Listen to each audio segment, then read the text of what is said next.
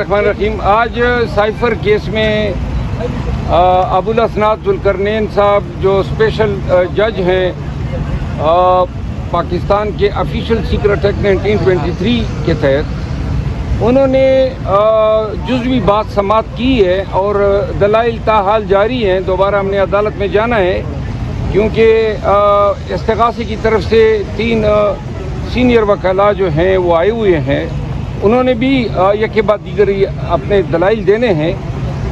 जो जज साहब ने आज हमारी बात समात होने के बाद 2 सवालात फ्रेम किए जो उन्होंने प्रोसिक्यूटर से पूछे हैं।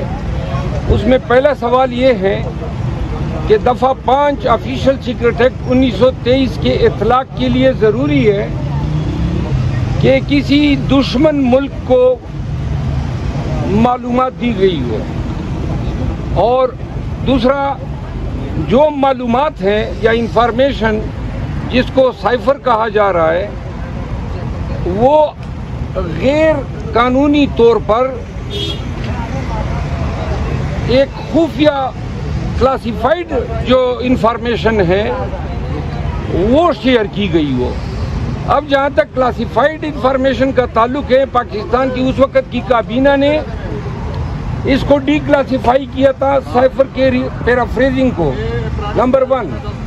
नंबर 2 बात कि जब ये साइफर 3 मार्च को आया था, इसके बाद सबसे पहले ये एपेक्स सिक्योरिटी कमेटी में पेश किया गया जिसमें तमाम सर्विसेज चीफ्स थे।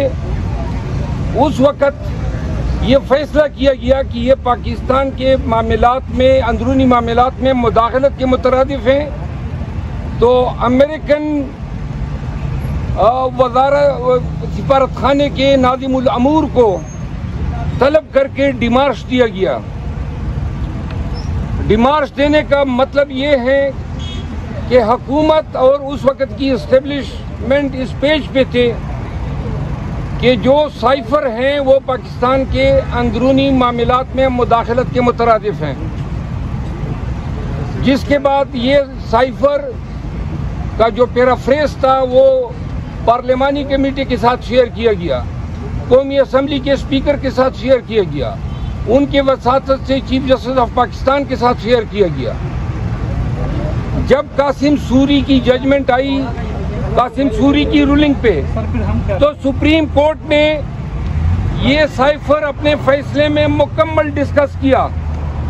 उस वक़्त रियासती वकला का कतई ये दलील नहीं थी कि साइफर जो है वो किसी दुश्मन मुल्क के साथ शेयर किया गया है या साइफर जो है वो क्लासिफाइड दस्तावेज हैं। और सुप्रीम कोर्ट ने अपने फैसले में इन अमूर पे मोहर सबत की हुई है। आज जो है 1 साल और 4 माह के बाद उसी साइफर को उन्होंने एक दूसरा मौक़िफ़ जो है के साथ पेश किया है, इसको ताज़ीरी जुर्म बना दिया है और जिसमें इन्होंने इमरान खान साहब को जो है 1 माह और 10 अयाम से नज़रबंद किया हुआ है। आज जो जज साहब के जो कमेंट्स थे उनसे तो ये बदनज़र में नज़र आ रहा था कि गोया वो कायल हो चुके हैं कि साइफर जो है इसमें कोई जान नहीं है और ये एक ढकोसला है। लेकिन जो ये ताख़ीर हुई ज़मानत में, बार बार तातीलात हुई, 2 दफ़ा जज साहब बिला जवाज़ बग़ैर किसी कानून के अटक में गए और जुडिशल रिमांड की प्रोसीडिंग की, और ये तमाम हमने चैलेंज किए थे। ये चीज़ें जो हैं हमें ख़दशात दे रही हैं, लिहाजा आज ये बात मुकम्मल होने के बाद दोबारा आपसे गुफ्तगू करेंगे।